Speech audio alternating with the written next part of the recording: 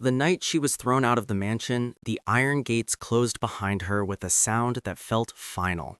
Not just a door shutting, but a life being erased. The millionaire stood on the balcony above, his voice cold, sharp, certain. To him, this was power. To her, she was disposable. He didn't look down long enough to see her hands shaking, or the quiet dignity in the way she lifted her chin and walked away with nothing but a small bag and a wedding ring she refused to remove. They had once been a picture of success, a wealthy businessman, a grand estate, and a wife people whispered about because she never dressed flashy, never bragged, never tried to fit into his elite world. Some called her simple, others called her lucky. No one bothered to ask who she really was, and he never cared to know. Somewhere between board meetings and luxury parties, love turned into control and respect faded into humiliation. That night, accusations flew like knives. He blamed her for embarrassing him, for not being good enough for his status, for forgetting her place. When she tried to speak, he laughed. When she mentioned loyalty, he scoffed. The decision was already made in his mind. He would throw her out, cut her off, and teach her a lesson she would never forget. Or so he believed.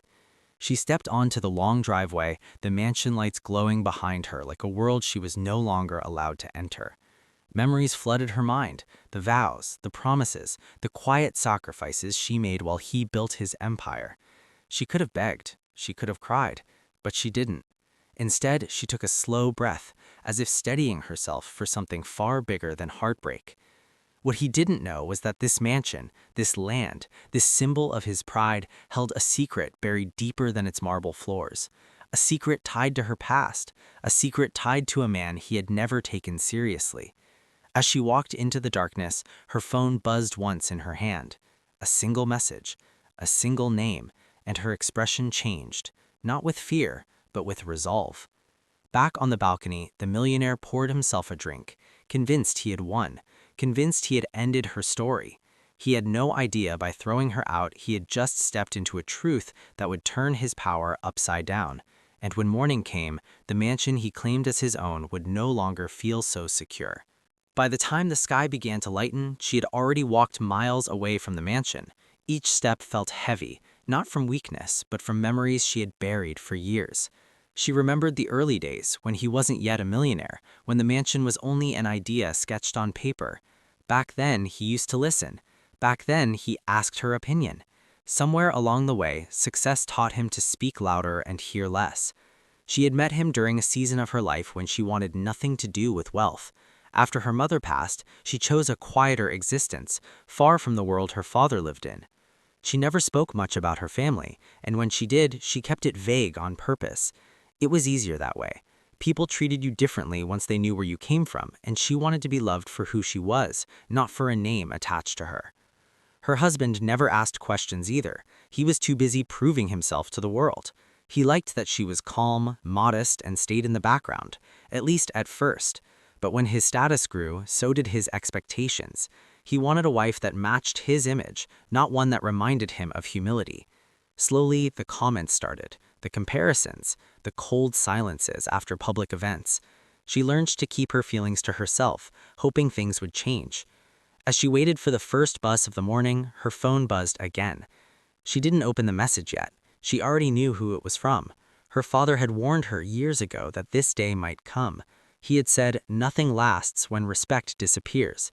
She ignored that warning then, believing love could fix anything. Now, standing alone with nowhere to go, his words echoed louder than ever. Across the city, the millionaire woke up to silence he wasn't used to. No breakfast waiting, no quiet presence moving through the house.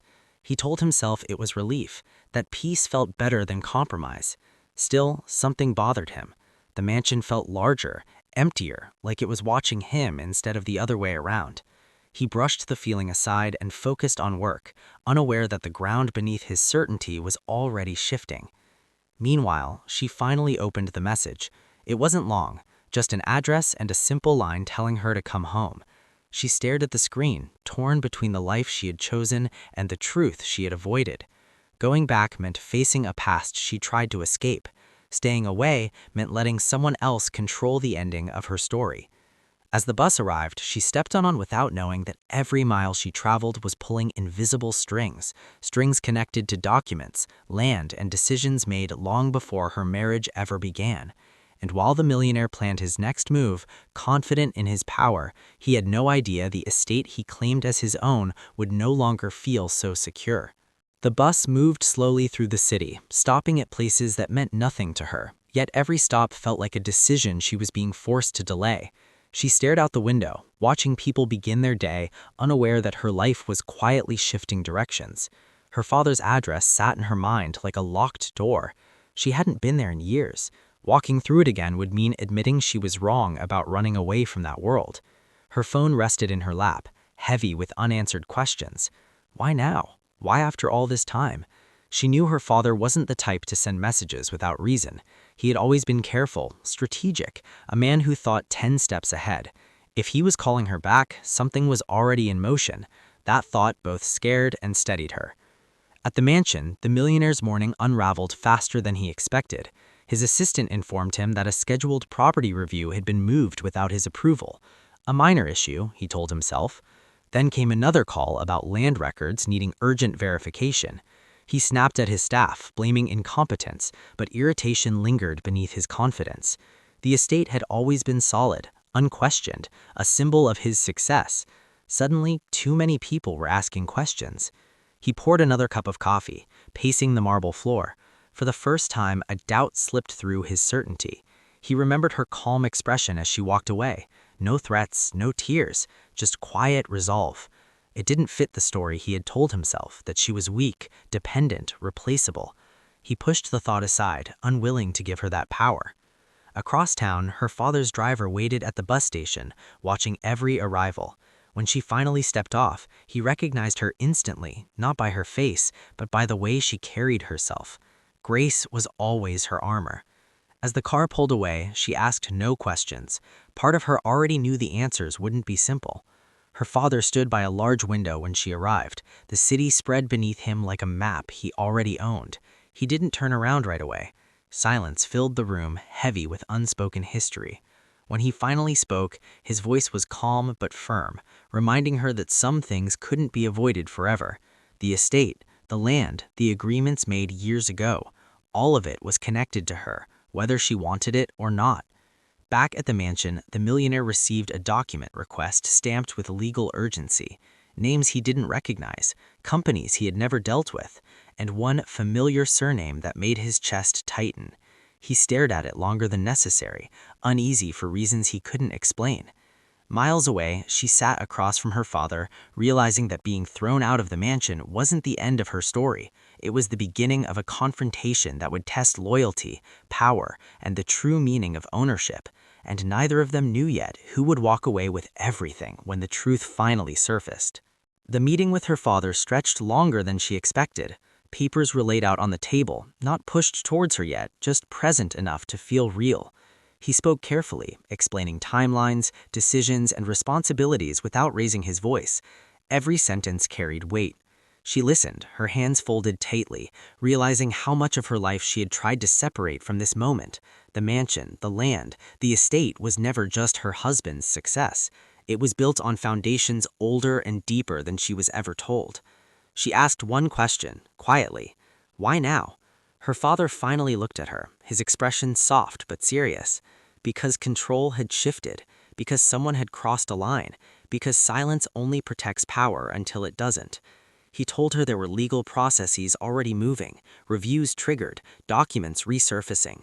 Nothing illegal, nothing rushed, just truth finding its way back to the surface. And once it started, it couldn't be stopped. Meanwhile, the millionaire's confidence continued to crack. Calls kept coming in. His legal team asked for clarification on ownership percentages he never questioned before. A longtime business partner suddenly avoided his calls. The mansion, once a place of pride, now felt like a trap built from stone and glass. He walked through its halls, noticing details he had ignored for years, as if trying to reassure himself that it all still belonged to him. Late that afternoon, he finally said her name out loud, not in anger, but confusion. He replayed the night he threw her out, the certainty he felt, the way he believed the story ended there. It disturbed him how calm she was, how prepared. That calm now felt like a warning he failed to read. Across the city, she stood in front of a mirror in her father's house, staring at a version of herself she had hidden. She wasn't dressed differently, she didn't look richer or more powerful, but something had shifted inside her. For years, she tried to shrink herself to save a marriage that didn't value her. Now she felt the weight of standing fully in who she was, and it terrified her as much as it strengthened her. Her phone vibrated again. This time it was a message from him, short, controlled, asking where she was, demanding a conversation. She didn't reply yet.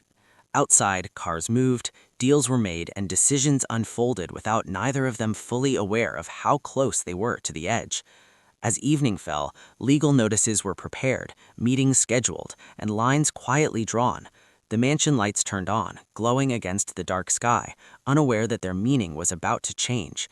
Somewhere between pride and regret, power and truth,